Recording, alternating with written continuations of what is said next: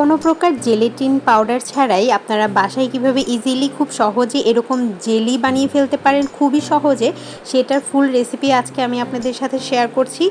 একেবারে ডিটেলসে আপনাদের সাথে আজকে এই রেসিপিটা শেয়ার করব। আশা করছি পুরো রেসিপিটা না টেনেই দেখবেন। Hello everyone, welcome to cook and cook. শুরুতেই আমি প্যানের মধ্যে নিয়ে নিচ্ছি মেজারমেন্ট কাপের 3 কাপ পানি। চুলা কিন্তু আমার বন্ধ আছে, চুলা আমি আগেই জ্বালাচ্ছি না।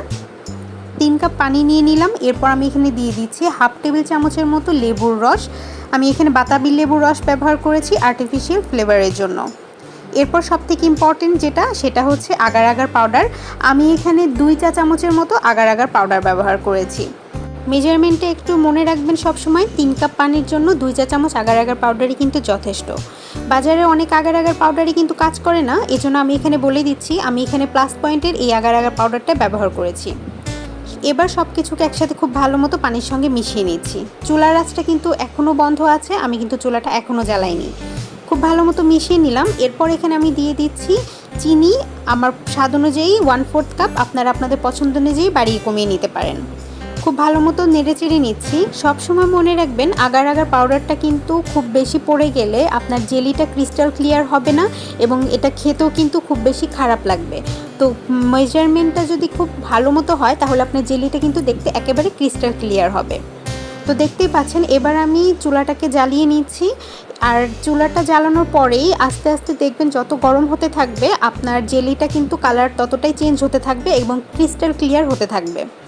তো এটা কি খুব বেশি জাল করার প্রয়োজন নেই, আমি একটা বলক আসা পর্যন্ত ওয়েট করব। এরপর আমি চুলাটাকে বন্ধ করে নামিয়ে নিচ্ছি।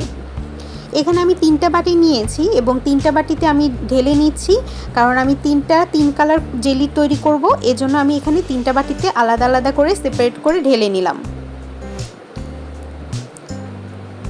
এবার এখানে আমি ফুড কালার ব্যবহার করছি।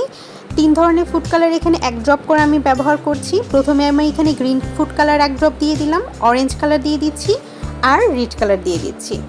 আর আমি এখানে এরকম একটা স্ট্র দিয়ে খুব ভালো মতো এটাকে নেড়ে নিচ্ছি। আর যেটা দিয়ে আপনি নাড়বেন, একটা কালার নাড়ার পর সেটা খুব ভালো মতো ধুয়ে তারপর আর একটা কালার নাড়বেন।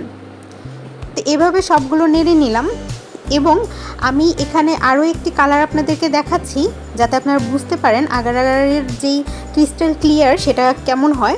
তো এখানে আমি একটু কালার ছাড়া ঢেলে রেখেছি, সো এটাও আমি আপনাদেরকে দেখাবো।